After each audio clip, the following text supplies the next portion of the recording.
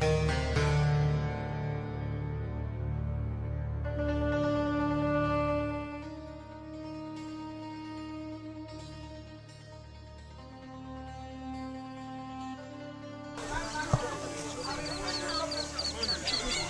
guys, it's me again, your favorite Mola. Mola TV is inviting you today to a fish pond. I know you enjoy eating roasted fish. Have you ever tried roasted catfish? Call it mudfish if you want. It's been produced at the Bangwana complex. Let me now show you the breeding process. Follow me. I am Chefo Eslakwe Kefo, a teacher.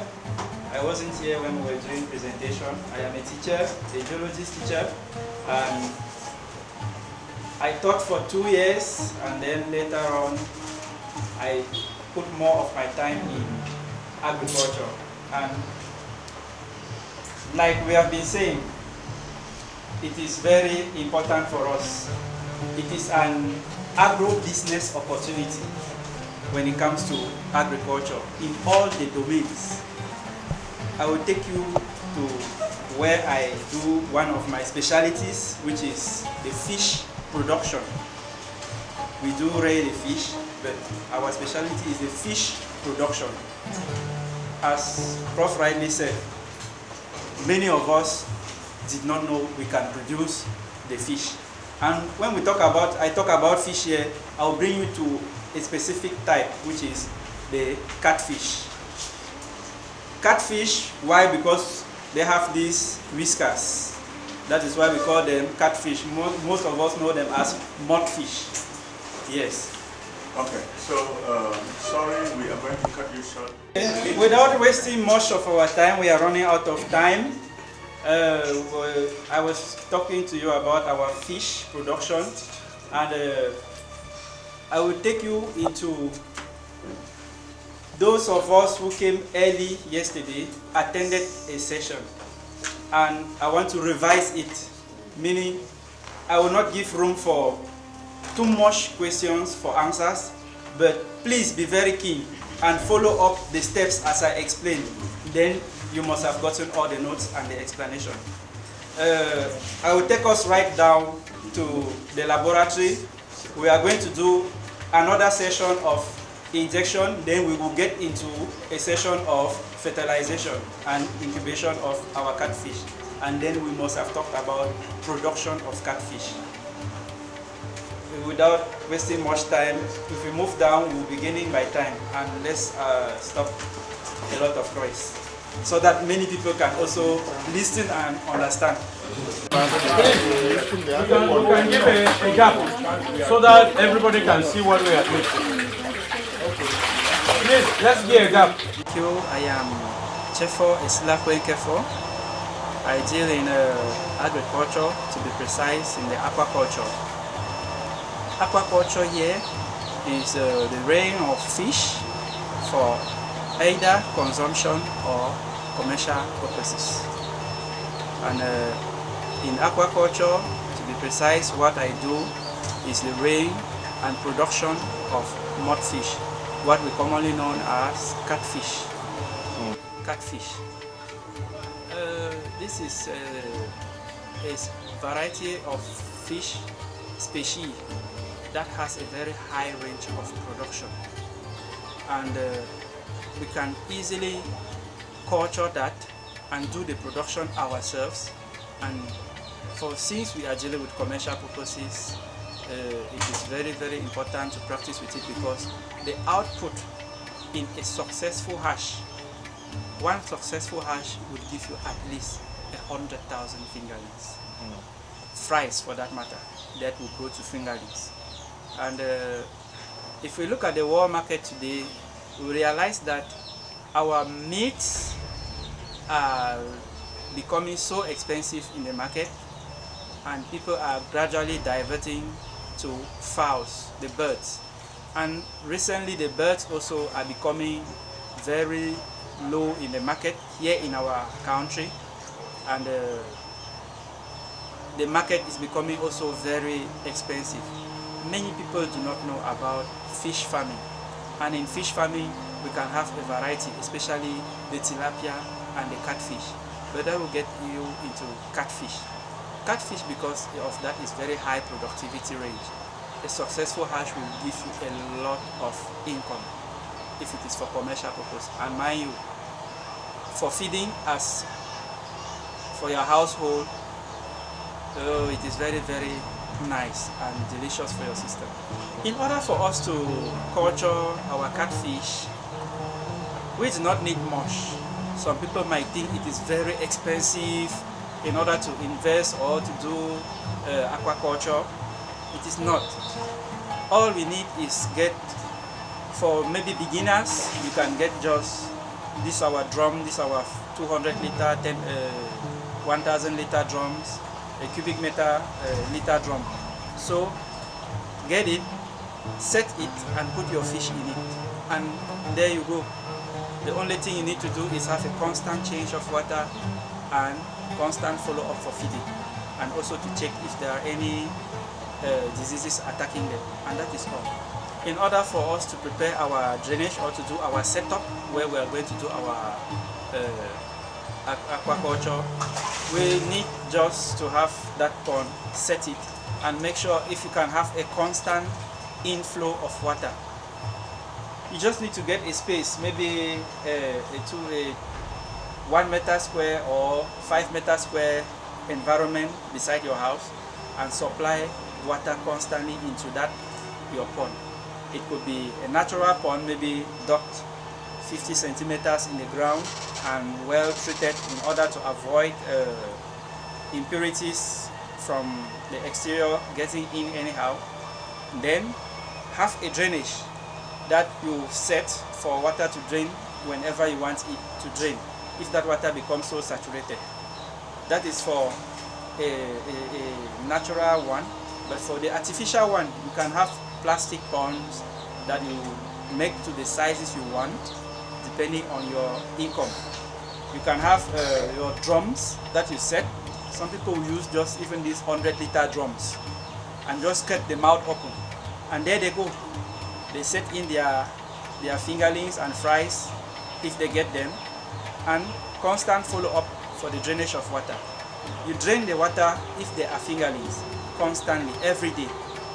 If they are grown-ups already, maybe to the juveniles and to the jumbos, you can maybe set, depending on the population in your drums, you drain water maybe a day or 2 days after. The kind of water we need to use in our fish ponds, I will always advise, if you can have your normal well water, that is what many of us here in our country practice.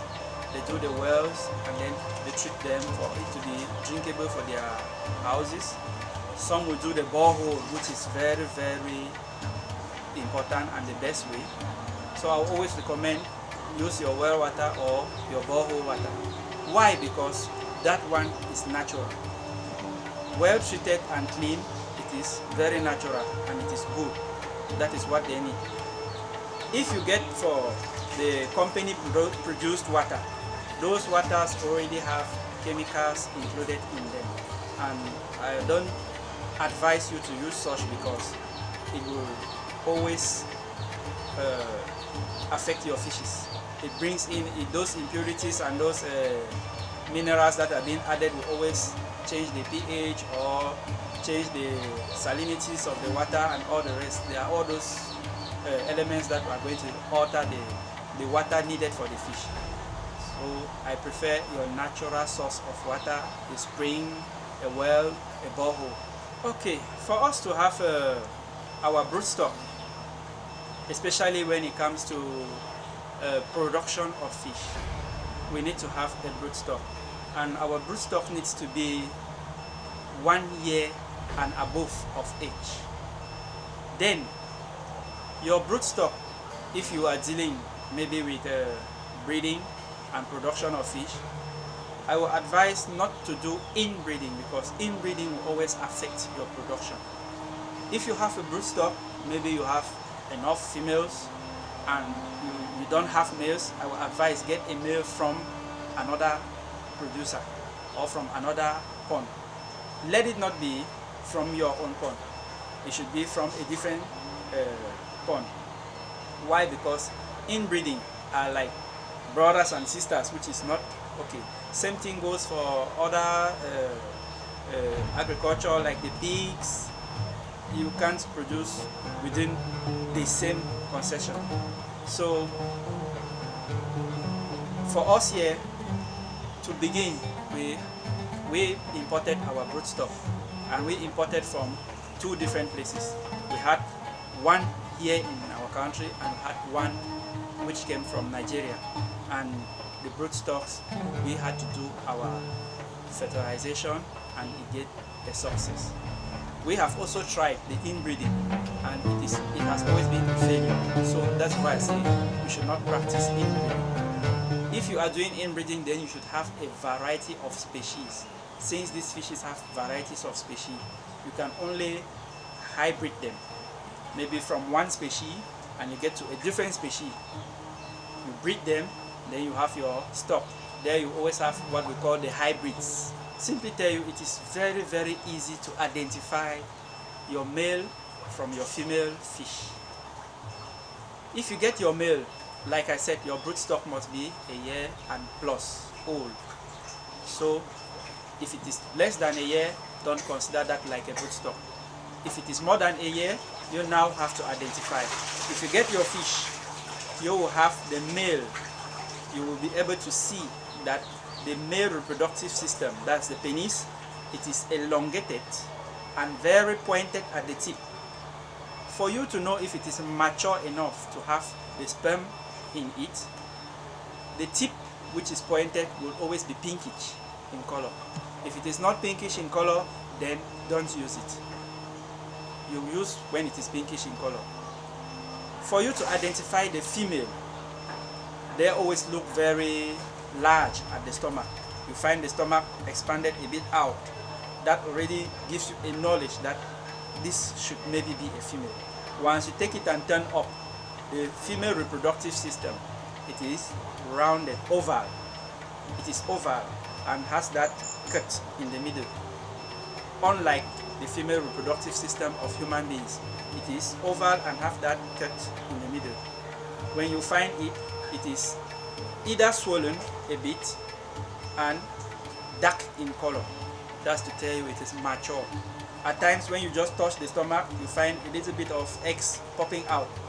And then you will be able to identify that it is mature and set for,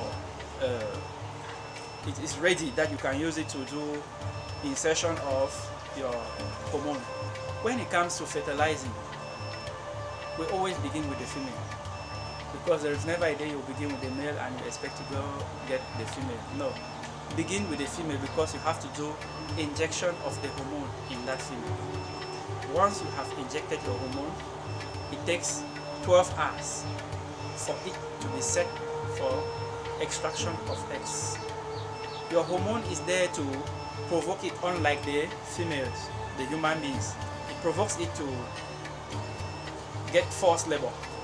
So it pushes it to have contraction and send out those eggs easily. Then 12 hours after, you can now first of all collect your eggs. You strip out the eggs just by holding firm your fish, because they become very powerful at that moment. They can agitate and lift your hands. So you hold it firm. What you do is press the stomach from the chest and go down right up to the vagina, the female reproductive system. So once you press, as you are going down, the egg flows out. Collect in a very clean bowl and keep aside. The bowl must be very smooth. You keep aside and let it not be too long. The next thing you need to do is you get your male. What you do with the male at this point, that is when the male comes in. That's 12 hours after. 12 hours after. Yes. You have collected your eggs, you put aside, immediately you get your male. The male, you have identified that it is mature enough. You cut also from the chest down the stomach and go closer to the male reproductive system. You open it and then search behind the intestines. You will find the sperms, very whitish in color, 2 of them. You strip them out, you remove them. That means you castrate it, you just remove it away. Most often, what we say is we sacrifice the male. In most cases, some people try and they even revive it back, because once they get it out, if none of the organs inside are harmed, you simply stitch back that stomach and keep it aside. Follow it up, it regains back, and that wound heals back. It takes it a year for that sperm to be used back, and the male will still be set for another hatchery period. Once you have collected your eggs, you use a very sharp and clean blade, cut that egg after rinsing it with saline water. If in case you had blood, you rinse it with saline water. Cut the sperms on top of the eggs collected, such that as you are cutting them into slices, the sperms are dripping on top of your eggs. Once that is done, you mix the remaining sperm sac in it. Don't throw, because as you are throwing, it carries a lot of sperms in it. Put it in that egg, and then with just a little bit of saline water, stir for 5 minutes. That is the fertilization process. As you are stirring, you are granting it permission for the sperms to move in all directions and get in contact to fertilize all the eggs possible. At that point, you have fertilized your egg. 5 minutes after, you get to the next stage, which is the incubation stage. At this stage, you get into your hatchery, and with it already set, you just simply spread the fertilized eggs on top of your sieve using your spoon or whatever instrument you use, but let it not be a hard something that will destroy your eggs. You can use a spoon, collect and sprinkle on your sieve. On that sieve, or the grillage, what you use, whatever you use in your sites, it permits that once the egg are fertilized and they are hatching, let them not remain in clusters. Let each fry pass through and get into your pond at the bottom, then before they can start swimming up. At that time, each person is free from stress. Once your fries or your eggs are hatched into fries, all you need to do is have a follow-up of constant water change. This constant water change, if you have the apparatus of bringing in oxygen, then you will use your oxygenator. Water changes constantly. Thus, you have inflow of water constantly and outflow of wastewater also. At that point, you do not allow any toxic material into your hatchery. Then 5 days, when they have hatched, they have 5 days maximum to feed on their egg sacs, because they carry along their egg sacs. They don't just hatch and they are free in nature. They hatch and carry along an egg sac on which they feed within the first 5 days. After that first 5 days, you can now start including your micro feed. You don't feed them with the normal feed you feed your maybe juveniles and jumbos. You feed them with micro feed. You might either see them mostly in powder form, beginning maybe the first 5 days or the first 3 days, depending on how fast your fries are growing. You begin to change the micro feed into their grams, their mm's. Yes. So you can start from 0.001, 0.02, 0.03 mm. As their millimeters are increasing, their sizes, the sizes of your fries are increasing, you also increase the sizes of your feed. And you feed them 2, 3, 4 times depending on how your follow-up and your hatchery looks like. some people you can have maybe a one-time feeding, two-time feeding, three-time feeding, and as they grow, maybe you drop the way you feed them or the quantity of food you feed them.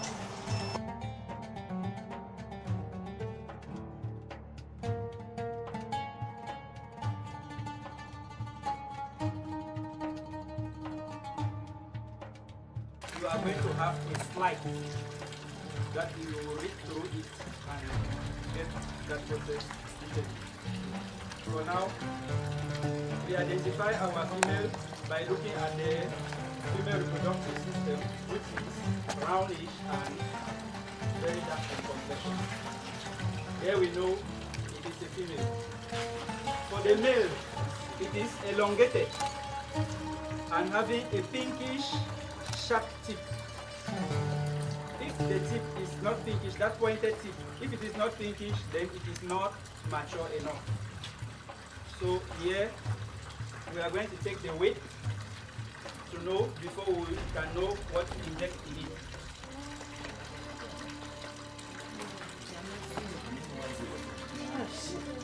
Don't worry, time will be given for everyone and this will still pass in your slides.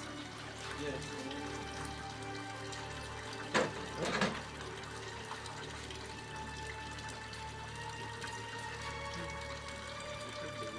Those of you who were here last night, please, you can come behind. Yes, taking the same video again is lesson so. Should go ahead.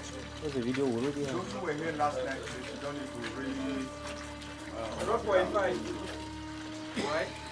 Now, yesterday, I said for every 1 kilogram of fish, we will have 0.5 milli of ovulin to inject into it. That's the hormone. Now we are having our female is at 0.5 kilogram. I will need a sharp somebody to just give me the answer of that ovulin. 0.125. 0.125.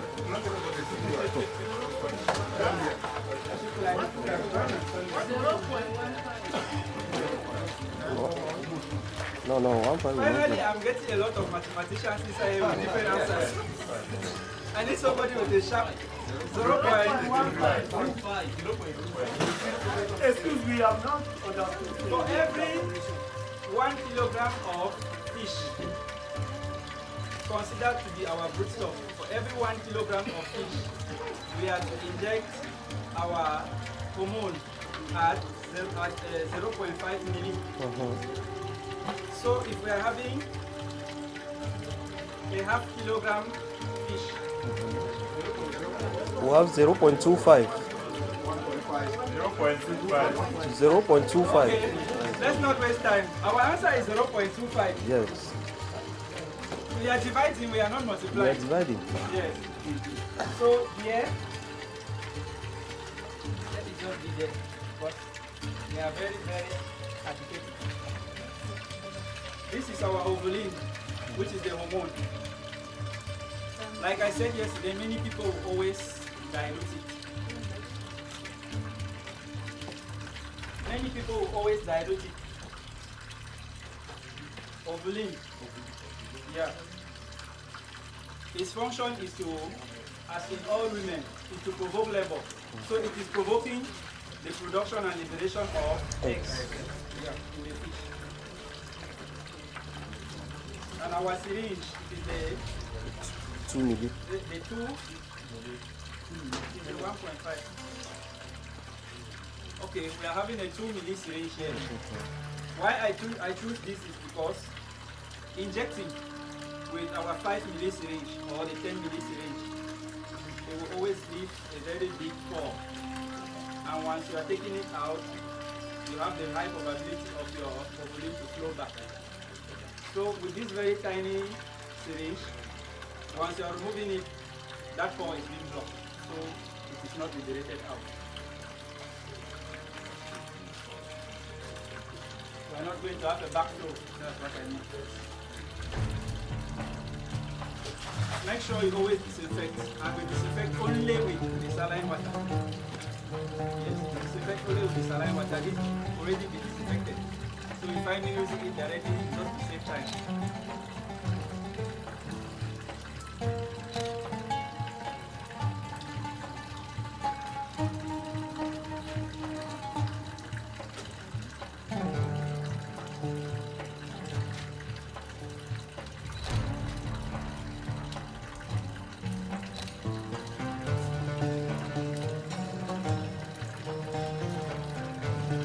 I am here at exactly 0.25.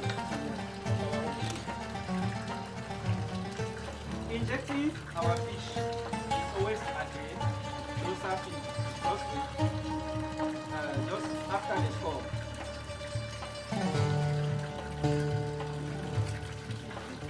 Some people always say in education it is at 45 degrees. It's just to let you know you don't send your syringe directly when you slant it.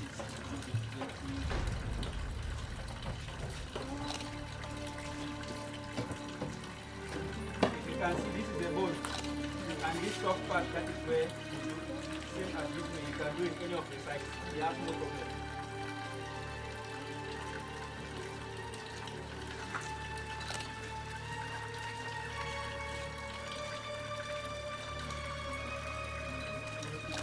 Unlike human beings, you don't send in your hormone as fast as possible. Do it gently to avoid other effects or counter effects. Sure.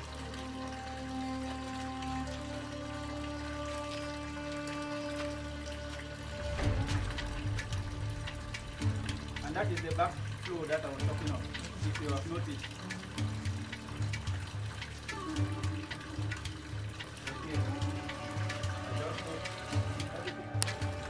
Once they become very aggressive, any other fish present, they fight. And when they fight, they push out the sperm. They have a lot of contraction. So they push out the eggs, and all those eggs are wasted. It might go for a natural pond, it is not wasted. But for our artificial ponds, they are wasted. Because we are out for massive production. Okay. 14 in number, and you can see they are 12 months plus. So they are more than a year. Exactly, they are 1 year, 8 months. Meanwhile, this other person, we had done the injection yesterday. It is 2 years plus.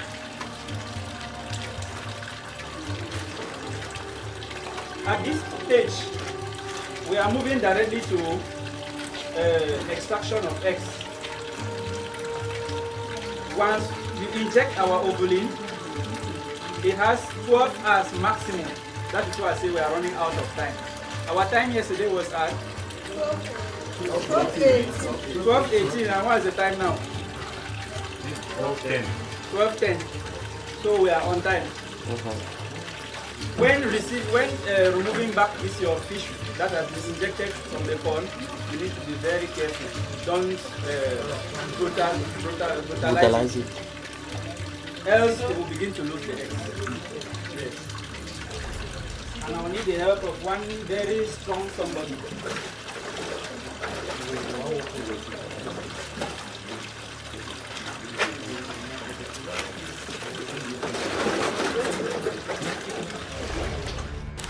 Those are these. Very strong enough. This let's take 4 kilos. Please someone take away this. Yes.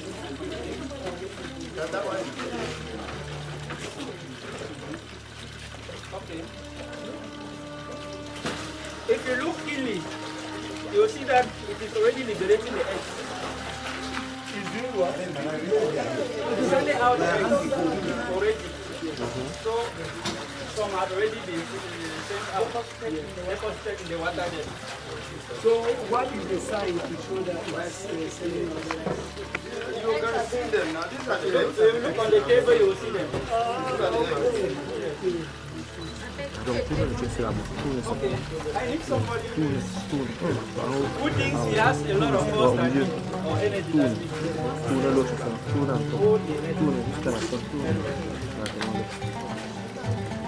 Don't press, don't press, don't press. Yes, carry it up. Okay. You want that is. Let's be quiet. Let's see. Okay. Don't press, don't press. Imam, give me the other towel. You can get the door there.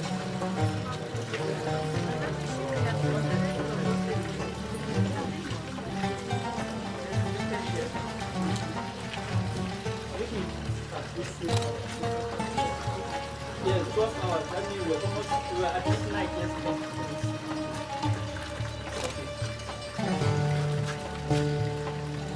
Very, very sharp. You should behind. Shoot behind. You see that? You should behind. Don't take well.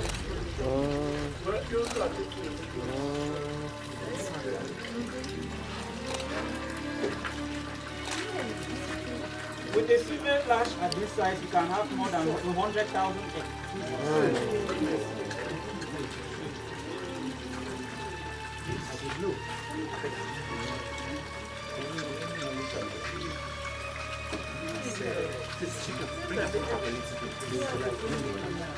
Just send their hand, take off your head. Yes.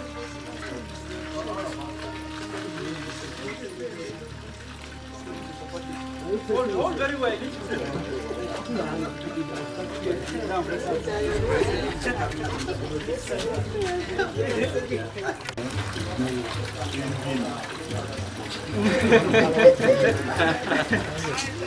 Done that once. The male is always sacrificed. The male is always sacrificed, but if you can, run. Yes.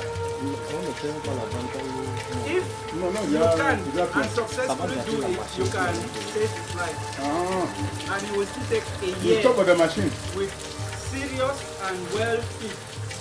It will regain back his sperm.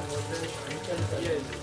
Because once you say we are sacrificing it, because we will dissect it and take away the sperm.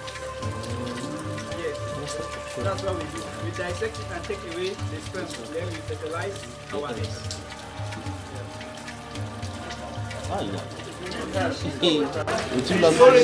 Saline water.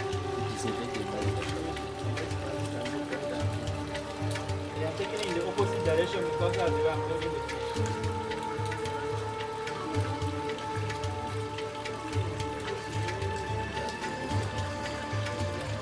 I do not know why people are telling you should use only one thing and share it. Because you don't pretend that you are ready. We are going to have to Environment. Yes. So my pond was already set. Okay. This is, I will call it the maternity bed. Okay. Yes. That is where our incubation is being done. Yes. It is our sieve tray on which this will be spread. Okay.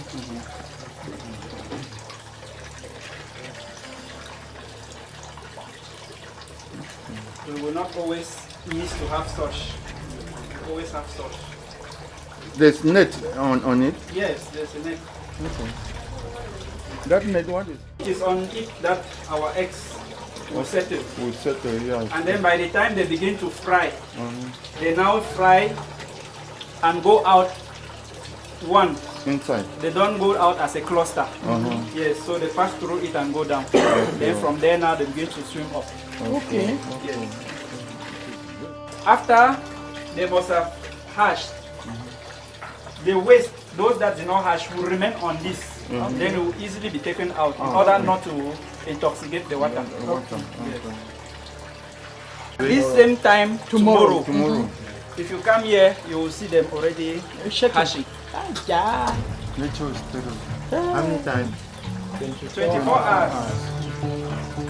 Exactly 24 hours, they already start hatching. Tomorrow we'll visit them. No, you cannot pour at once. You need them to be dispersed. Dans éclore à 24 heures. Maintenant, cette autre procédure, on va l'expliquer en classe. Oui. I took my water, I will show you the treatment. I saw the population is too much, I will not be able to do that yet. And here I have my oxygenator. I can switch it on now. Oxygen already.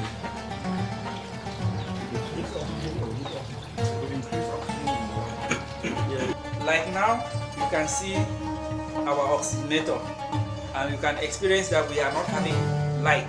We don't have energy source. So if you look at our water now, it is becoming blur. That is sign to show that what? They are living. They do respirate already. They consume the oxygen in water and releasing toxic carbon dioxide in that water, making it unlivable for them. If our oxygenator do not pump oxygen into the water and our water is not flowing in constantly, the water becomes toxic and eventually all of them will die. So we are intervening now to start our generator so that we can have light that will pump in energy, oxygen from them, that will pump in water to them, and that the process will be free for them to grow.